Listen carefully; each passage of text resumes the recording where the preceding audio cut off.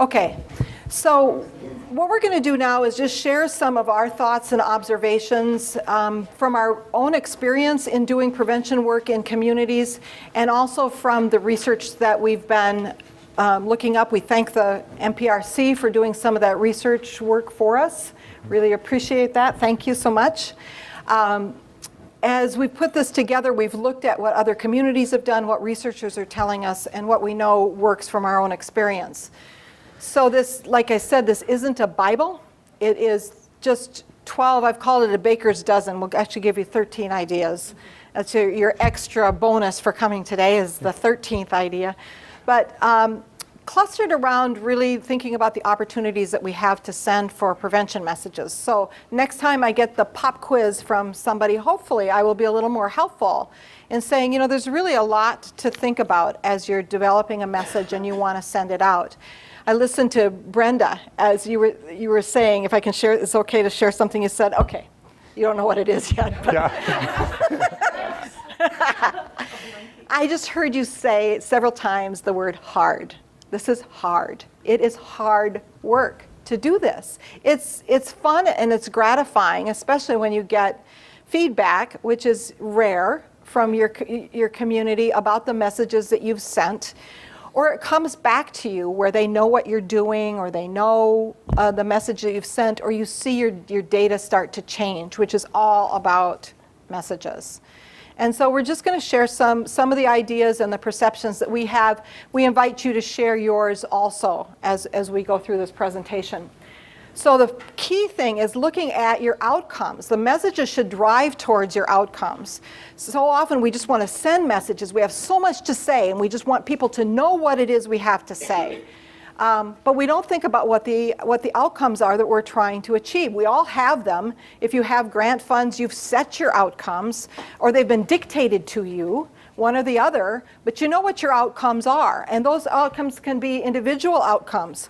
So you have outcomes for young people that you want to delay onset. You want young people to start using later, if they start using at all. You want them to not drink and drive. You want to reduce binge drinking. So you have those individual outcomes that you want. You want parents to talk to their kids. So there's all of those trackable outcomes that you have for individuals. But there are also outcomes that you have for your communities. You've got community agencies out there that have a huge impact, or organizations or businesses. You want them, you want to think about the outcomes that you have for them. Do you want your school to set a different policy for the way that they're handling students who use or bring alcohol and drugs onto campus? Do you want bars to stop serving to kids, which is, we've done a good job of getting that message across. If there's one message that we've had consistently as a prevention field, it's that. It's getting harder and harder and harder for kids to get alcohol from legitimate sources because we've controlled them and we've sent the message and we've done the work. So there's those goals that we all have for our communities. Then there's those goals that we have for them as they look at us. So it's our organizational goals. So do they know who we are in a community? Do people know that we exist? Do they know what we do? Do our funders support us and give us money to continue to do what we do? Do the politicians, legislators, do they support us? What messages do they need about us and the work that we do? Are people excited about the work we do in prevention? Do we get more volunteers? So we have all of those outcomes, and of course they intersect. So as we're working on our outcomes on one level, we have outcomes, those outcomes and the messages intersect. And so we need to think how they all fit together, because sometimes the messages will contradict each other as you're looking at your outcomes. And so you have to watch all of those factors. So you think about your outcomes as you start to develop your messages. A couple of other things to just think about is that you want to avoid clutter. So we have a lot to say, right? And we have a lot of people to say it to. And so we're sending out messages all the time. If we can hone it in on a few messages that we repeat more frequently, we're going to avoid cluttering the waves with what we do, who we are, and who we're trying to influence. So think about that. Think about narrowing in the messages you're sending and using your resources to send those messages more frequently. The other thing is to think about your planning structure. You're probably, many of you are working under the SAMHSA prevention framework. That gives you a structure for thinking about where your messages fit in. If you're working with logic models, most of us have them, right? Where is messaging in the logic model? Have we built it in as we've written our grants and we've thought about it? Pull out the logic model. Hopefully it's something that wasn't just written for the grant. It's something that really helps you move your project along towards achieving the outcomes you want to do. Well, where do messages fit in there? Did you write about those in the grant, or is now a good time to pull that out and think about where messages fit in? So whatever planning structure that you're using, it's really helpful to go back and see where messages fit. So that's the why. The next thing is thinking about whom you're saying it to. Tailor it to your audience, and it should be aligned with values and beliefs. Tailoring it to the audience, the more you know about your audience, the more you can kind of tailor the message so that it's appropriate. One of the things to consider is kind of the developmental stage or the age, and this is just a picture from Erik Erikson's Stages of Development. But that can be one thing that can kind of guide you. What is the developmental stage that we're sending it to? Particularly when we're thinking about young people today, well, what do we know about brain development that kind of changes in terms of the way that we want to send them messages as well. And then the other thing is to think about, some of the conflicting messages. What are some of the other competing and conflicting messages that they're getting, and how do we want to counter some of that? So just kind of the more we know about the audience, the better that we can kind of tailor it to the group. Some of you in here have actually been doing a lot of work with that. Somebody was talking about doing focus groups with young people. Who's done focus groups around messaging? But you've done focus group with young people, and you have also. Can you just talk about what you glean from that focus groups? Well, we've done focus groups with kids around social norms marketing campaign, and we talk to them about everything from the pictures that we use as background for our posters to the colors that we use to the incentives that we give. So trying to incorporate their perspective on this project, because it's very different from mine. When you're 13, you see things differently. So those things, although they seem like not the heart of the message that we're trying to send, we think, influence how well or not the message is received. Absolutely.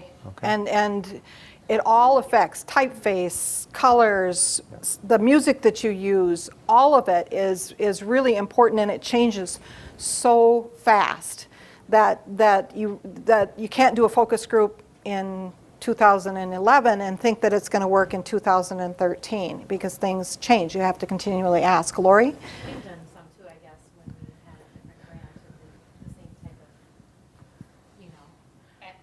of, we did the same kind of focus group with our youth and asking them about the picture, but you want to get a broad group of kids too, because what might work for some group of kids may not affect another group as well. Mm-hmm. So the more we can learn about our audience and the messages they're getting and what makes them tick, the better. Yeah, and one of the things that we've learned, particularly from the work that's been done in tobacco prevention, is short-term consequences are what's important for young people. Long-term consequences are just kind of out there, but they need to know what's going to happen kind of immediate, because that's their world. They only think a month out, or sometimes maybe not even that far. So a helpful thing to do too is just go to our groups like Target, for instance, and see how are they marketing? What are they doing? Because they have a little bit bigger budget than any of us do. Mm-hmm. And take some of those, use those as springboards for young people when you go and talk with them and say, what do you like about this? Does this resonate with you, and why? Or adults, if you're trying to reach adults and you know that there's a particular company that has been reaching out to a target audience, speaking, so to speak. Target has now discovered the Hispanic market. and they're going after that. I just heard an article yesterday, or program yesterday about that they're going to be really targeting that audience to bring them more into the Target stores and to cater to preferences and passions was the word that the person used. They're really looking at the passions of the Latino community and appealing to those for dance, color, all those things that we were just kind of talking about. You can't assume that, I mean, they're really going after that hard, and it'll be an effective campaign for them because they're doing the research. So I think that's kind of it. It's like looking at the passions, looking at what will appeal to people, and taking the time to go ahead and figure that out. I think that's changing also in the other marketing fields. I mean, you see it in Kohl's and other general marketing strategies. So, I mean, Target's a big leader, but I see it changing kind of all over as far as advertising and just how families and people are depicted and community events, you know, the strategies for bringing participation. I see a lot of changes that way to be more inclusive. Mm-hmm. It's good marketing. Good. Absolutely.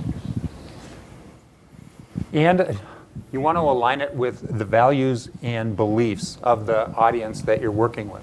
And that's really kind of thinking back and kind of taking a step back and thinking the big picture. A lot of times we're sending maybe a very specific message, but what kind of values and beliefs is it going to connect with your audience? I mean, some of those big values and beliefs like might be safety. Most parents want their kids safe. So that would be something that could be attractive to parents. It might be about community. How are you bonding in a community? It might be about belonging. Belonging is huge for young people. So what are kind of those bigger kind of values that you might be kind of tying into as you think of messages? I'll wait and talk about one that I see kind of a little bit more conflicting about alcohol when you kind of think about the value that people might have. We'll have a picture of it in just a little bit. So one is kind of looking at social norm campaigns. That's also kind of part of, okay, what's kind of the peer norms, and just kind of helping kids actually see what the norm is versus what they think it may be based on their perception. So that's an idea of kind of tying into that whole idea of belonging and what are the majority of young people doing. So developing campaigns that are based on most kids don't use alcohol. Most kids don't use other drugs. So that's the whole idea behind that. And then there's this whole idea and concept which we borrowed a little bit from framing. And in terms of framing, it's just kind of thinking and starting with those big ideas and values. So I want to recommend Frameworks Institute and the materials that they have on their website. You'll have actually, there's, anytime we refer to references, your last slide has them all with a link to them. Mm-hmm. So I like what they talk about thinking through thoughts. It's their levels of thought as people are responding to something that you've sent out. They look at what you have sent through their frame of experiences and ideas and knowledge. They're going to look at everything through that frame. So in that frame, you want to start with the big ideas and values. Kevin gave some about safety, community, family, freedom, justice. All of those things are just, they're big values, and you need to know what those big values are that your audience is going to relate to. You launch with those. The general issues are those alcohol and drug problems, alcohol and drug prevention, dating violence. Those are like that other level of issues that are out there. The third one are the very specific issues, and that might be XYZ coalition needs funding, those very specific kinds of issues that you're going for.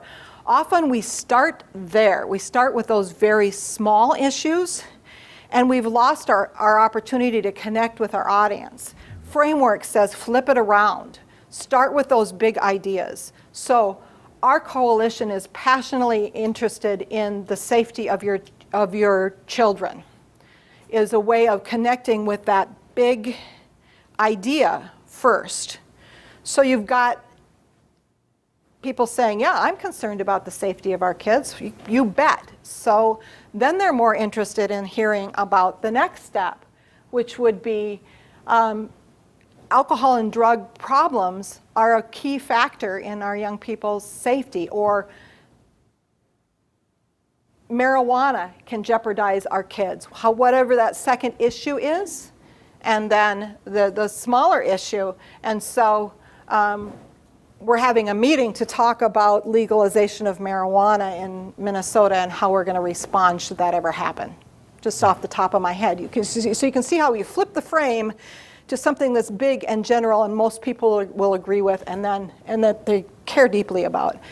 And then you move down to the other levels. So framing is a way of helping with this, and it's such a small snippet of what Frameworks does. They actually have a little online course that's really interesting to do. So you might want to just go on there and just flip through their little course to learn a little bit more about framing. So the next part is being consistent. This idea of same message, many messengers really takes me back, honest to God, to 1982. When, as a coalition in Chisago County, as a group of people in Chisago County, we were being bombarded with all of these different mandates from the state, unfunded mandates to deal with this issue or that issue, and they all said you have to have a coalition. Well, in a small community, what are you going to do with that? I mean, it's always the same people that sit on those coalitions. It was crazy, and so we formed the Youth at Risk Task Force. And one of the things we did was to think about all the groups in our community that might affect young people and get them at the table and start to talk about the messages that we wanted to send. Our very first newsletter was called Same Message, Many Messengers. And that's where Alicia was a young person, a leader in her church, and she came to a workshop because we wanted to have the faith community send the messages, and we particularly wanted to have young people helping us frame those messages. So I think there's a lot of people in this room who have been doing this work for a very, very long time, thinking about how do we get a group of people to send the same message, knowing that all of us relate to different messages. We're going to hear things from a different messenger, and you can't predict who that's going to be. And you want to avoid mixed messages in terms of you want to make sure that they're kind of consistent. And there's a number of ways that we send mixed messages. If you think of some things, one that comes to mind is the whole issue of, in terms of diet, is thinking about butter. I mean, in my last couple of decades, we've heard things, well, you shouldn't eat so much butter because it's too high in fat, and then it was like all of a sudden you should eat the margarine. Well, maybe the butter is actually better than the margarine, and so on. It goes back and it leaves people confused, not exactly sure. So they're left to just kind of choose. It's like depending on what information they got, and if they're getting conflicting information, they just decide. They throw up their hands and choose. I think the same thing with red wine is kind of the issue of, that was really supposed to be healthy for you. Now they're starting to question whether it's that healthy for you to have red wine. For some people, it was a reason to drink red wine because it seemed, that it was a healthier kind of choice. Now they get a different message, so that gets kind of conflicting. Now the one that we're dealing with that's right with us is medical marijuana.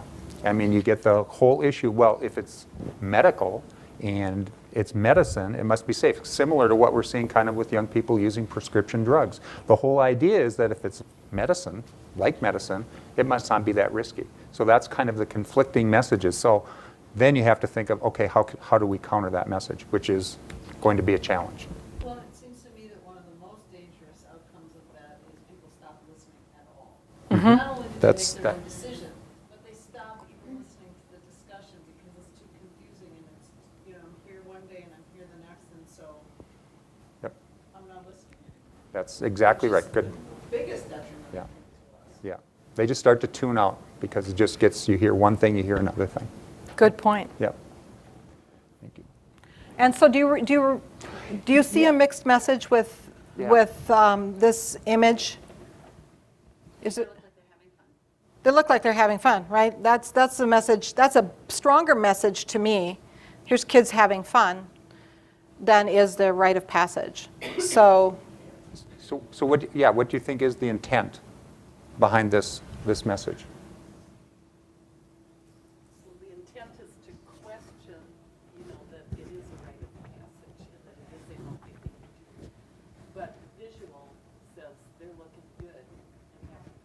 Okay.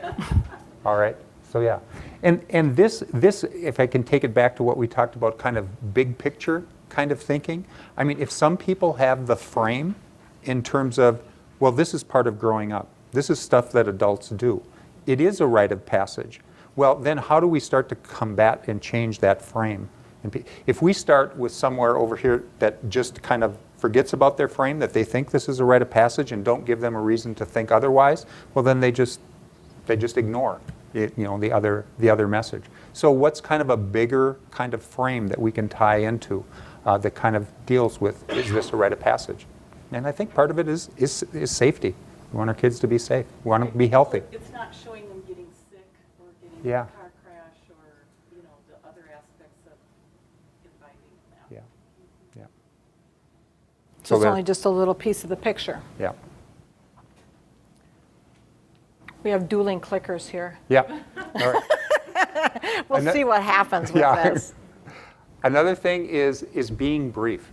And I think this is something that we struggle with so many times in prevention. It's like we get our opportunity to be able to talk to someone and we dump a whole load on them in terms of giving them all kinds of data, all kinds of background information and stuff. And it's like, got to kind of step back. Okay, what's kind of the big picture? What do we kind of want them to do? What's the message that we want to send? How can we condense that data into kind of one or two messages that we really think is important, rather than kind of dumping the whole load on them.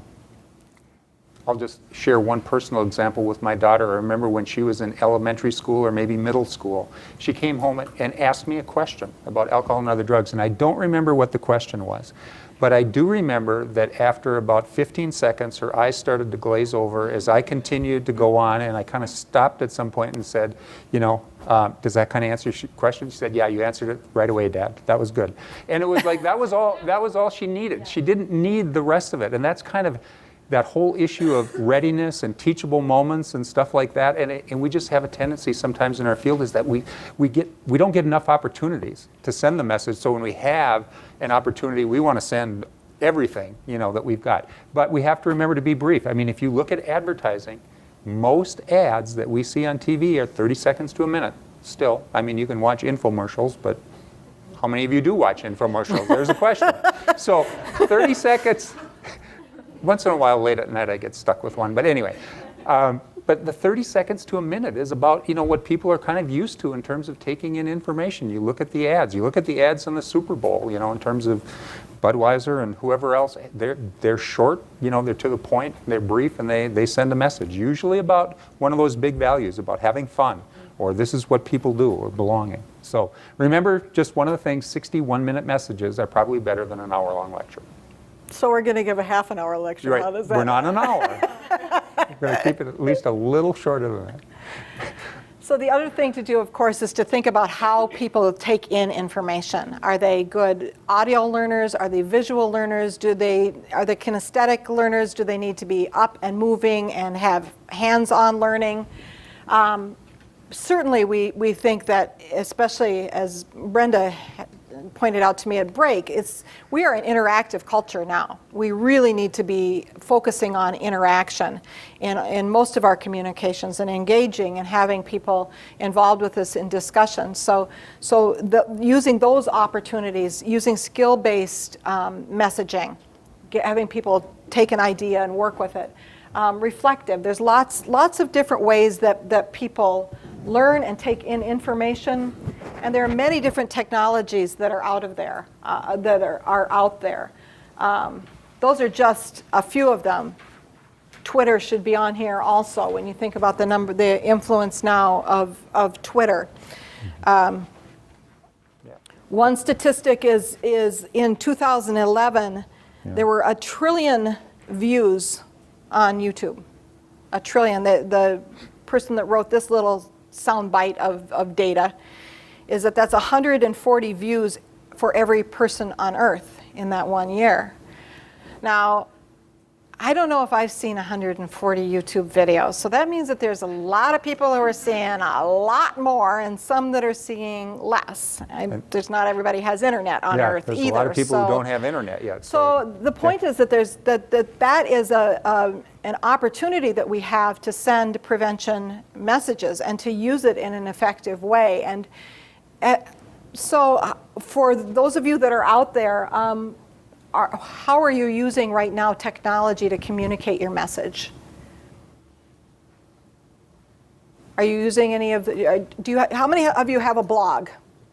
Okay, we've got a couple, three groups that are using blogs. Okay. In the same group? Good job. Yeah. We'll say it's 3, though. Texting. Are you texting? Are you using texting? YouTube, have you posted, how many of you posted something on YouTube? We're the same group. Same group? Yeah. Okay. So this is our group to look at technology Yeah. and watch what they're doing. Because we can see what you're doing, right? We can go to your website and see the kinds of things that you're doing for technology.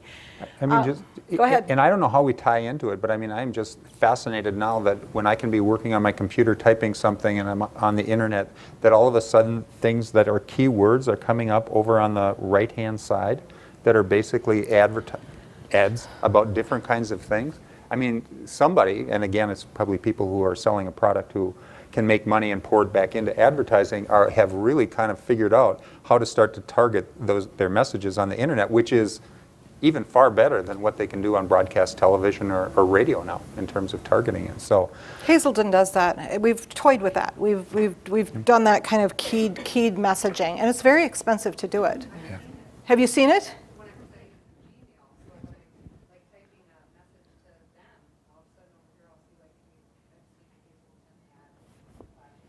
Good. And you immediately checked yourself into treatment. Or went to the online bookstore. No. So, Yeah. Okay. good. That's good. So we need, as a field, we need to get a whole lot better at using these technologies, because that's how people are getting their information. Anybody using, are you guys using Twitter too? Yes, they're using Twitter. Not very well, though, but we're. Well, I don't know if anybody's using it really well. We have some honing, Yeah. but we're there and we're doing it and we're sending messages, but we need to, that's what we're working on right now, is getting our communication plan. Good. Yeah.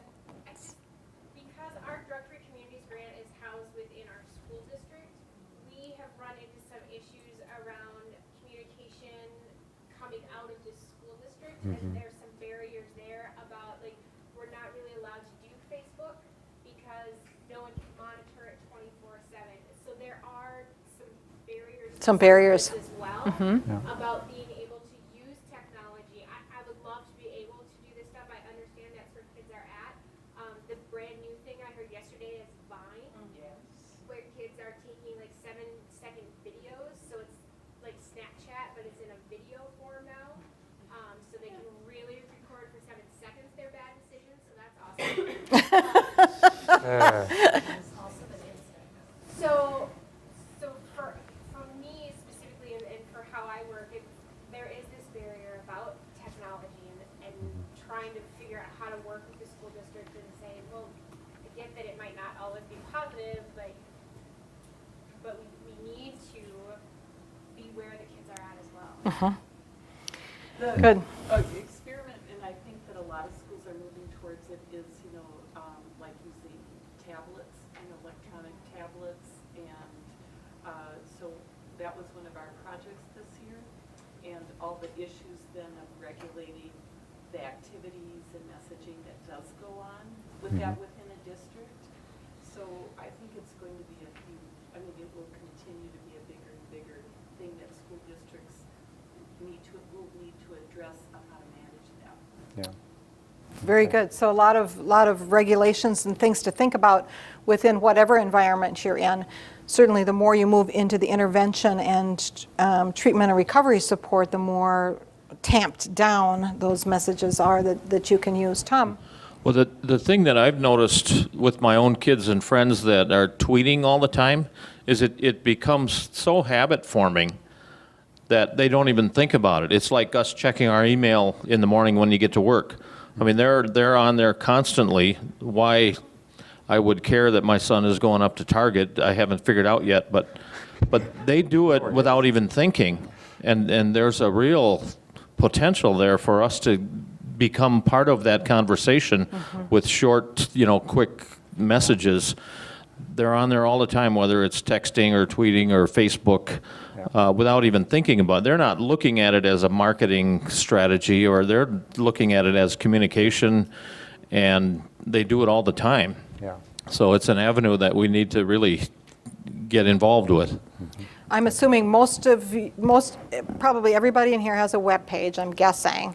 How about using Facebook? Are you using Facebook? Some are. Okay. Brenda? I just want to comment that while it's really important to use multiple modalities and technologies, it's also a challenge because this list continues to get longer. Yes, it does. And so it takes that time and that knowledge and that resource to become proficient and efficient with Facebook, YouTube, Twitter, texting, internet, websites.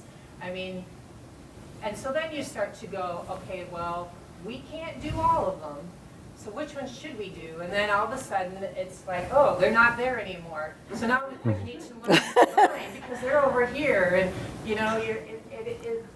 as important as it is, it also is a challenge. Yeah. And I just had to say that because it is, one of those things that you're trying to, we need to do the website. No, well, now we need to focus on this. And it's really determining those priorities and knowing that this list is rather Big and growing. Big and growing. Well said, and Brenda. that's not Yep. just in prevention. No. Yeah. That's in the world. Sheila? To me, it makes me think of conversations we've been having ongoing with the coalition. A lot of this, to me, really sounds like we're talking a lot about communicating to broad audiences of parents and students and the general public. And I'm really challenged by how much do we do that as a coalition when we know the focus is really on environmental change. And, in our area, we have over 300,000 people. So to try to communicate with that number of parents or that number of students, we just did, Brenda really was the one who headed up a very intensive campaign this spring that did use Facebook and Twitter and was really out there. I think at our height, we had 26 followers. Oh, no. What we had. But then we had people who were sharing it beyond there. But it's time intensive. And so how much of the audience did we reach, even if we use technology? Out of, what proportion of our community did we reach through Facebook? Yeah. Or through Twitter or through other things? And how much time did we put into it? Yeah. Yeah, kids are on Facebook, but are they looking at our coalition's Facebook page? Yeah. Right. We don't think so. Yep. We're gonna- Yeah. We're gonna somehow. Okay. So it's big time and resource questions around the use of technology. And probably with any of these topics that we're throwing out, we could spend a couple of hours or a day, even with, for sure, with technologies, Yeah. just exploring and figuring out how you prioritize and how you reach various audiences. Because as we all know, various audiences use these in different levels too. Okay. Next part is backing up your message with stories and examples. So you have those, and one of the things is how do we look at kind of telling stories? How can we use data to tell stories? How can we use things that's happening in our community to be able to tell a story? Can we kind of gather that? People seem to are attracted to stories more than they are kind of numbers and a lot of information. So how do we kind of take the information that we have and be able to kind of create a story with it, or to be able to use specific examples? And I think this afternoon we have one video clip that we can show that is a short snippet but still has a little story and example in it. That's something that also that we don't do. We're much better at throwing data at people than we are in giving stories. And stories are what capture and engage. It's why I wanted to start this morning with talking about a story, about communications. So we know that as speakers, that's how you start, because that's what pulls people in often is a story rather than data. And giving specific examples that they can relate to. This one I think is really, really key. This is part of this is social norming, but it goes beyond that.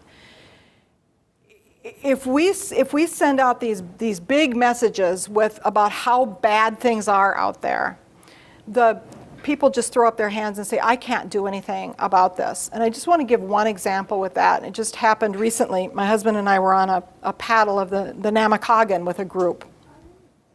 Yeah, it was totally fun. So we did the paddle, and I was having this conversation with another paddler at one break moment, and asked him where he lived, and he lived on the upper Eau Claire, which is way up in northwest Wisconsin.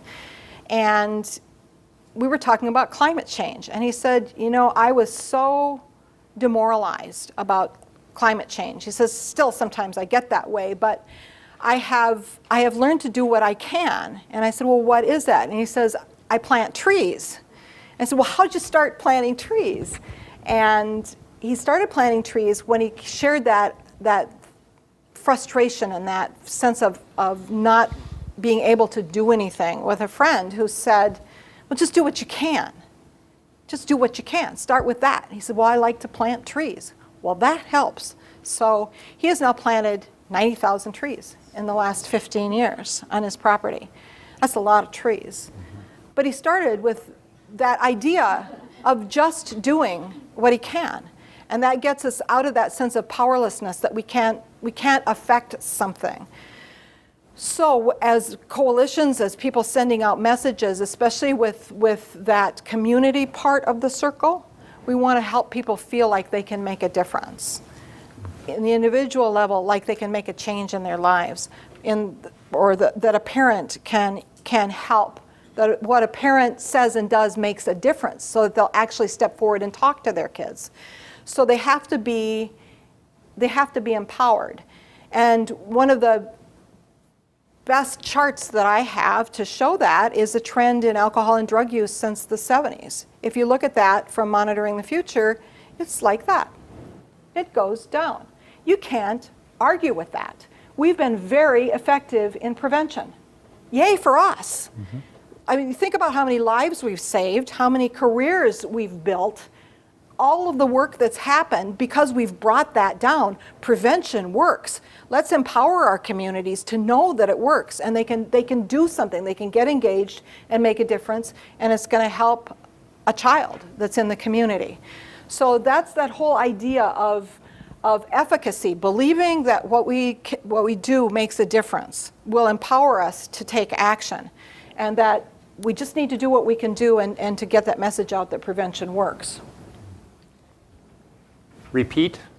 Again, 61-minute messages are better than an hour-long lecture, and the more people hear the message, I mean, there's some stuff out there that say people need to hear things like at least 7 times before it kind of, starts to stick, and so people need to hear things a number of times before it really kind of grabs them. So the more messages, the more the adherence. I'm just going to keep moving us. All right. Look at the time and place. Teachable moments are a perfect time when the readiness is there. You should have your messages ready and be able to give them. And so in just a moment, we're going to start to build a bank of messages that we think are important, that we can have at the ready when those teachable moments happen. Looking at individual and community readiness helps us prepare a message that works. So if our communities are really in a state of denial, which most of them aren't anymore, most communities in general know that there's an issue out there. We've done a pretty good job about that. But if they aren't, they need information. So we need to tailor our messages depending on where our communities are in terms of their readiness, or an individual, where they are, and really think about, engage them to know where they are. And if they are ready, we probably don't need to keep giving them information to convince them that they need to do something. That's the time when we need a message that calls them to action. What can they do? And going back to the last slide, what can they do to make a difference and feel empowered? And the other part I've learned by trial and error really is, and I've just given up in expecting the audience is going to come to stuff that I'm doing somewhere. It's like, so we all know that, right? You send out your flyers, you do everything you can, you get 10 people to some event. And it's just frustrating. So I've much more chosen an approach to take the message to the audience, find out where they're congregating, take the message there. And so it's just more effective. Oops. That's Okay, so effective messages, what you say based on evidence and be truthful. And again, data is plentiful. We have a lot. Use it cautiously. Less is better. How do we kind of make sure we create a story out of it? We want to make sure that it's valid and reliable, that we're using good sources, that we're building those stories on. And it's a delicate balance. We see we kind of emphasizing the positive and kind of naming what the problem is. I would say if you're looking particularly at youth, I think we found something through the whole kind of social norming thing to kind of change their perceptions of what their peers are doing.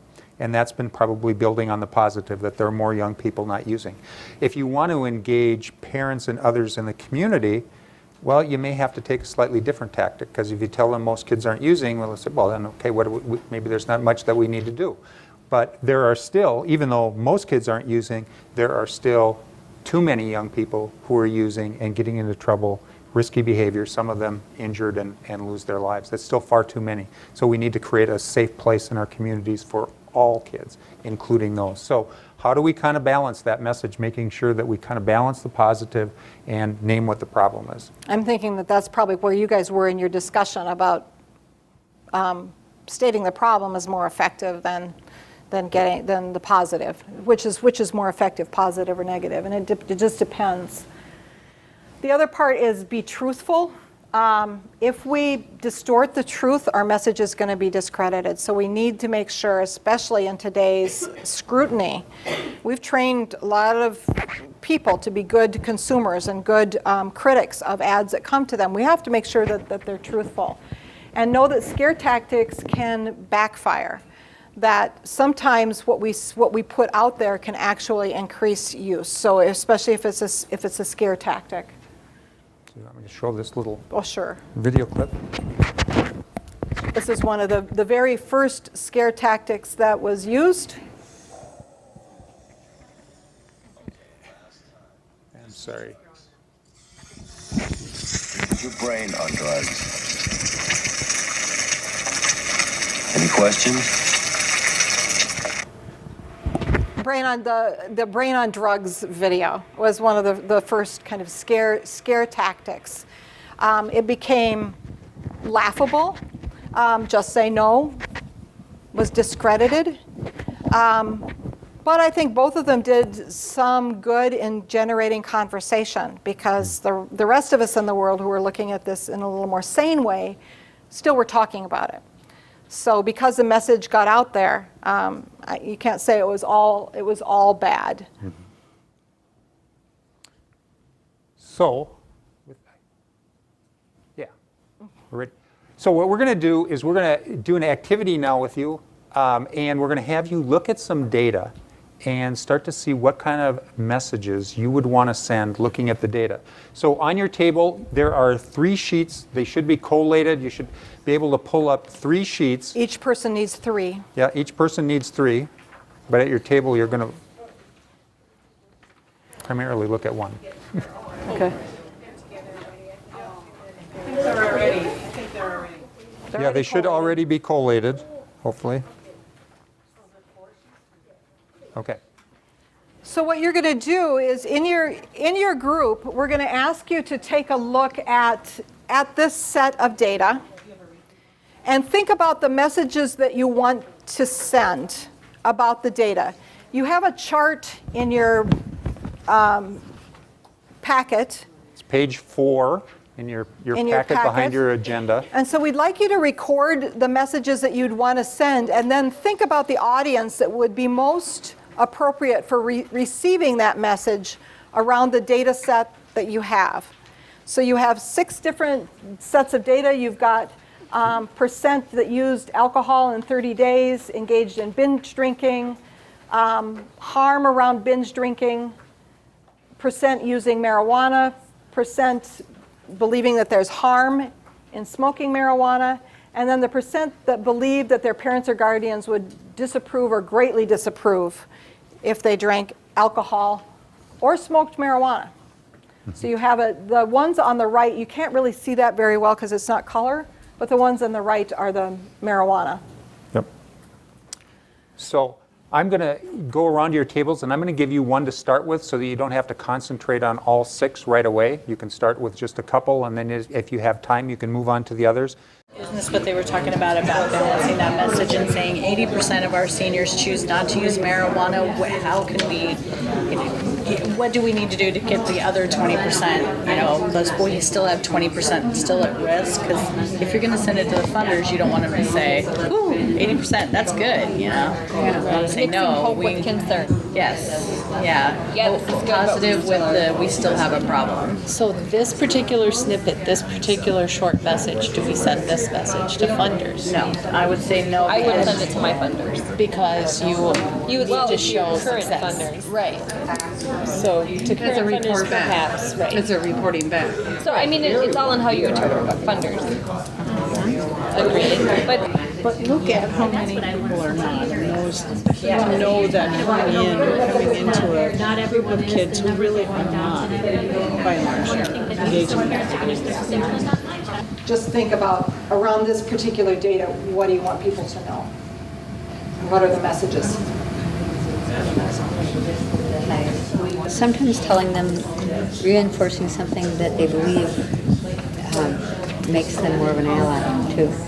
Because sometimes when I'm speaking with parent groups, they'll be like, wow, and sometimes you want them to be on your side, or, I mean, not to be critical thinkers towards what you're saying.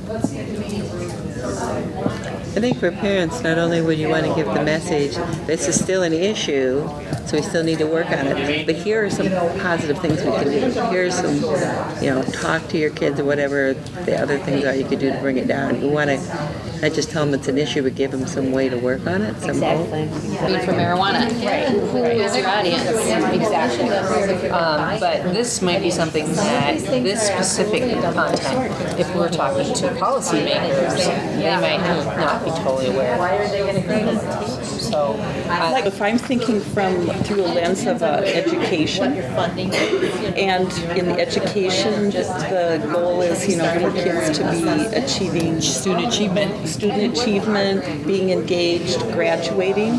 This would be a huge issue about, demotivizing, so to speak, students in accomplishing those very goals. So that would be a huge thing to be sharing. Because we want to keep encouraging, if we know the average age of onset is around 8th grade, we want to really encourage these folks to, Let's really, yay for them that they're not using as 6th graders. So what could we say, what might be a message we could send out to parents of 6th graders to help, keep them not using? Well, if you're talking to the parents, maybe to say, the good news is most 6th graders are not using. The bad news is, as Yeah, and we want to keep it short. Yeah, you want to keep it. The good news is your 6th graders probably not using. Keep up the good work. Keep there you go, there you go. Keep talking to your kids, or keep. So That's probably where I would use the message, like most teenagers get their information from their parents, or that's their most reliable source of information. Okay. All right, we know that wasn't a lot of time, but for some of you it may have been more than enough. For some of you, you could have used a lot more time. But we're going to stop there. And we're just going to ask you to kind of give us a couple of the messages that you got from the data sets that you looked at. And what would be the messages? And I'm going to start over on this side. So if you would have someone just give us a couple of the messages and maybe tell us what data you were specifically looking at for those messages.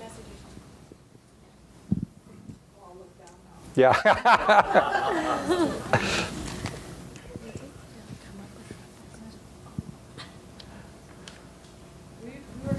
Overwhelmed by just in a single chart how many different potential messages come out of that data set. And so we were talking about how it's almost easier to start with your intended audience first and work backwards because there's just so much in a single chart. So we threw around a couple different ideas, but Do you want to share one of the messages and what audience you narrowed it down to?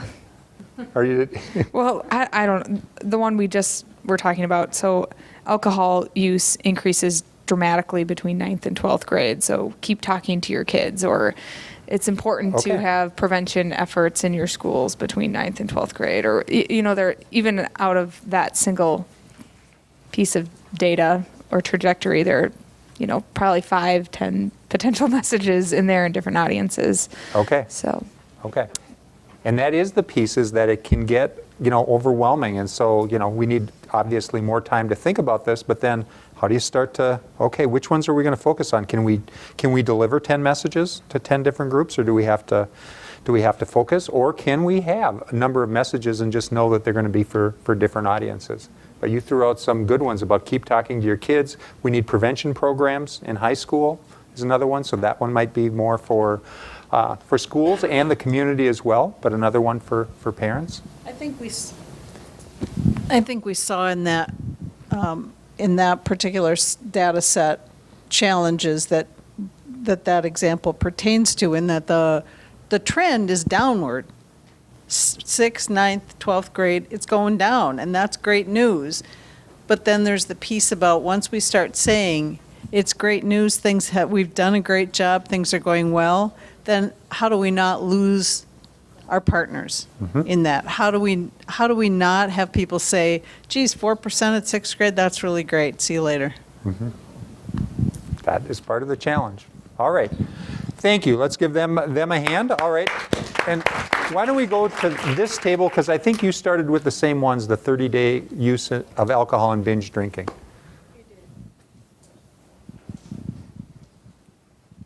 Thank you, Leslie. We decided that a message that we would like to send to the kids was that not everyone was drinking. Okay. Using this. Not everyone is drinking. That'd be a message for the kids. Good. Do you have any others? One is fine.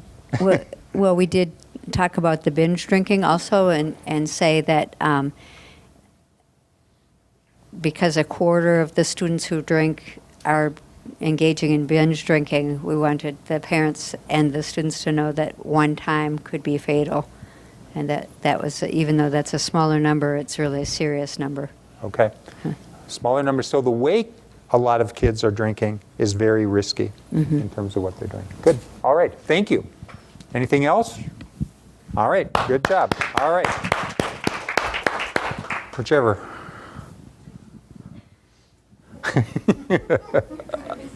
Is this on? Yeah. Try the meatloaf. Yeah, okay. Our first message was 80% of 12th graders in our school choose not to use marijuana. So Okay. we took the data and did a very specific message that we wanted to get out to students, to parents. We had some interesting conversation, though, when we're talking about funders, when we're talking about coalition members. Again, if 80%, that's a huge number. If 80% aren't, are our funders going to go, And the conversation also went around, well, if you already have funding and you want to show that you're having success, so, it can go either way when you're sharing information with folks like funders and folks like coalition members. So, and another message, and the comment was, wow, how are we going to put that on a billboard, is most students think their parents would disapprove of their alcohol or marijuana use. Good job, parents. So we want to get that yay for you for talking to them, but it's a big, huge, long message, and we're not going to get that on a billboard. But, and it was getting it just down to that, as opposed to, we want to look at a positive and a negative in the same message. We were trying to go there a little bit too. So a lot of conversation, and that particular message, we're saying it would be more a general public, kind of that billboard thing. But writing really small. We have a lot of time to read billboards. There you go. Yeah. All right. Okay. That's it. All right. Thank you. Nice job. Yep. And that just points to sometimes how hard this work is. I mean, in terms of kind of really starting to hone, okay, where is this going to go? Who's the audience? How much can we say? All of that kind of stuff is challenging. So thank you. For most of us, part of that is most parents are talking to their kids about alcohol and drugs. Great job. That's the most of us for parents. That's why you're up there, Marty. That's exactly. That was a lot to write. Yeah. Marty, you shortened something. Nice job. All right. Who's going from this table? We don't have a message. You don't have a message? Well, we struggled because we were looking at the charts of percent of students reporting that they believe people put themselves at greater moderate risk by frequent binge drinking, and then the one of the perceptions of harm or greater moderate risk of harm by smoking marijuana once or twice a week. So I think some of our discussion was you really have to know your audience, who you're talking to, because what we do with this data, our message may be very different if we're talking to youth or if we're talking to policymakers. This information actually might be quite interesting to policymakers and adults, and youth might go, yeah, we know that, yeah. I mean, so we didn't really end up coming up with a message because we spent time thinking about the audience as well as just, okay, how do you phrase this sometimes, and keeping it brief and so forth. Anybody have anything else to add?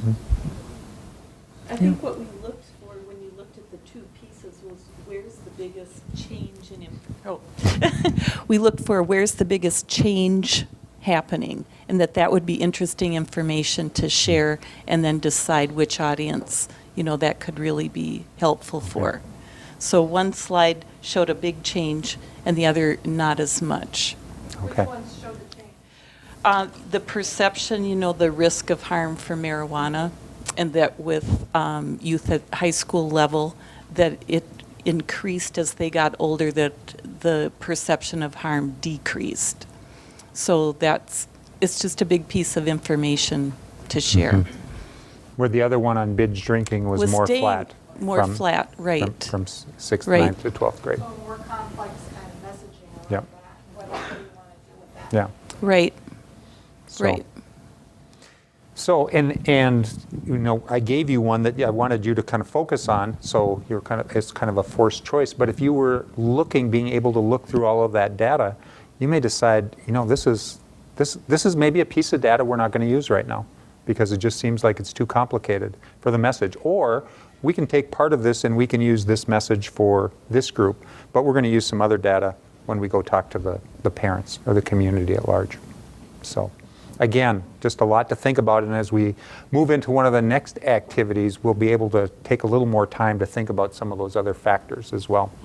So we wanted to do a couple of things with this. One was we wanted to look at the data because this is off of the data that you're collecting in your communities. You're required to collect it, or you want to collect it, and you want to use it. Often we collect data and we don't even use it in our communities, which we need to, right? We need to figure out ways to use the information that we've gathered. So one part of this exercise is to take a look at the data and see how we might talk about it. But the other was to introduce hopefully a tool that you could use with your coalitions as you think about a message and you want to think who the audience is. So this particular grid that you have has you identifying those messages and then looking at the audience. The next activity that you'll be doing after lunch is going to look at all of those factors that we talked about before lunch and put it together into messaging. So it's going to expand on what you just did.